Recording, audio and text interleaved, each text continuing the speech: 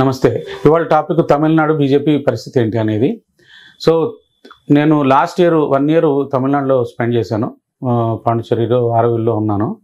So అక్కడ నేను observe చేసింది ఏంటంటే బీజేపీకి గ్రౌండ్లో స్ట్రెంత్ ఎంత ఉందో తెలియదు, కానీ జెండాలు మాత్రం ప్రతి చోట ఉండేవి. ఇంకోటి, పాండిచ్చేరిలో బీజేపీ సపోర్టెడ్ గవర్నమెంట్ ఉండింది. సో ఆ చుట్టుపక్కల అంతా కూడా బీజేపీ జెండాలు బాగా, ఏ ఫంక్షన్ జరిగినా బీజేపీ జెండాలు అన్నీ బాగా తిరిగేవి. అంటే ఒకప్పుడు బీజేపీ జెండా పట్టుకోవడానికే నామోషిగా అనుకునే జనాలు ఈ రోజున బీజేపీ జెండాని పెట్టుకోవడానికి సంకోచించట్ల. చాలామంది యూత్ని, ఎస్పెషల్లీ అన్నామలై గౌండర్, ఇప్పుడు ఈపీఎస్ ఈ పళనిస్వామి ఉన్నాడు కదా, అతను కూడా గౌండర్. సో అది ఒక పవర్ఫుల్ కమ్యూనిటీ. మనకి ఇక్కడ ఎట్లా రెడ్డి కమ్యూనిటీ మనకి అట్లానో అక్కడ తేవర్సు, గౌండర్సు పొలిటికల్లీ బాగా యాక్టివ్ కమ్యూనిటీస్ అనమాట. సో ఇప్పుడు అన్నమలై కూడా గౌండర్ కమ్యూనిటీ అవటం వల్ల ఈ ఎక్స్ చీఫ్ మినిస్టర్ ఈపీఎస్కి కౌంటర్గా ఆయన గ్రౌండ్ మొత్తం లాగేసుకుంటున్నాడు. ఈయన కంటిన్యూస్గా డిఎంకేని తిడతా వాళ్ళని ఎక్స్పోజ్ చేస్తూ వాళ్ళ మీద ఈయన ఏదైనా స్టేట్మెంట్ ఇచ్చి పలానా వాళ్ళు డిఎంకే వాళ్ళు ఇది అక్రమాలు చేశారనగానే నెక్స్ట్ డే వచ్చి ఈడీ, ఎన్ఐఏ వీళ్ళందరూ వచ్చి అటాక్ చేస్తూ వచ్చారు. సో ప్రజలు చాలా నోటీస్ చేయడం మొదలుపెట్టారు అన్నమలైని. అంటే అన్నమలై ఏమనగానే ఏదో జరుగుతుంది అని చెప్పిన ఒక కుతూహలతోటి ప్రజలు అక్కడ అంటే అటెన్షన్ ఇవ్వటం మొదలుపెట్టారు అన్నమలైకి. తర్వాత యూత్, నేను చాలా వీడియోస్ చూపించగలుగుతాను. నేను ఎక్కడన్నా ఏదైనా పోతా ఉంటే యూత్ జెండాలు పట్టుకొని తిరుగుతూ ఉన్నారు. అంటే ఎలక్షన్స్ లేవు, ఏం లేవు, ఊరికనే సిటీ మొత్తం తిరుగుతూ ఉన్నారు, టౌన్ మొత్తం బీజేపీ జెండాలు పట్టుకొని. సో అట్లా ఎక్కడెక్కడైతే డిఎంకే, ఏడీఎంకే జెండాలు ఉన్నాయి అక్కడ ఒక బీజేపీ జెండా పెట్టేశారు. చిన్న పల్లెటూరులోకి వెళ్ళినా కూడా జెండా, ఆ ఊర్లో ఒక్కడున్నా కూడా జెండా పెట్టేశారు. సో ఈసారి తర్వాత ఇప్పుడు తమిళనాడులో పరిస్థితి ఏంటంటే వందల చిన్న చిన్న పార్టీలు ఉన్నాయి. ఆ విజయకాంత్ పార్టీ ఒకటి ఉంది, అది యాక్చువల్గా తెలుగు పర్సన్, అతను విజయకాంత్ నాయుడు అవుతాడు.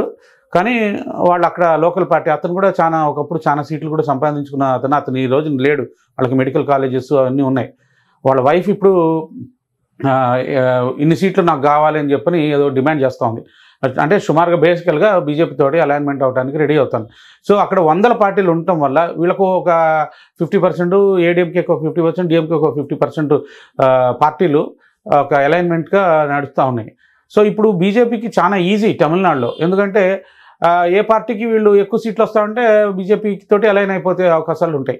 సో బీజేపీ కొంచెం కాంప్రమైజ్ అయ్యేట్లాగూ వాళ్ళకి అంత ఫుల్ పట్టలేదు కాబట్టి ఈ లోకల్ పార్టీని వాళ్ళ సైడ్ తీసుకోవడానికి ప్రయత్నం చేస్తున్నారు. అసలు భయంకరమైన రిజల్ట్స్ ఉంటాయి తమిళనాడులో, అందరినీ నోరు మూపించే రిజల్ట్ వచ్చే అవకాశం ఉంది.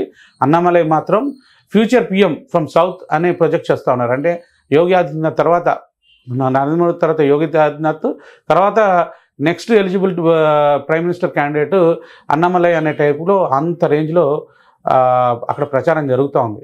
సో తమిళనాట ఈ రోజున 15% దాటిపోయి 20% దాకా బీజేపీ జెండాలు పట్టుకోవడానికి రెడీగా ఉన్నారని ఇప్పుడు రిపోర్ట్స్ వస్తూ ఉన్నాయి. సో 15% అయితే గ్యారంటీ చెప్తా ఉన్నారు. 20% దాకా వెళ్ళే అవకాశం ఉంది, మనకు తెలియదు గ్రౌండ్ మొత్తం. కాబట్టి ఎలక్షన్ నాటికి 25%కి వెళ్ళినా ఆశ్చర్యం లేదు అని చెప్తున్నారు. అంటే ఏమవుతుందంటే ఇప్పుడు ఇండిపెండెంట్గా వెళ్తే ఇది పరిస్థితి.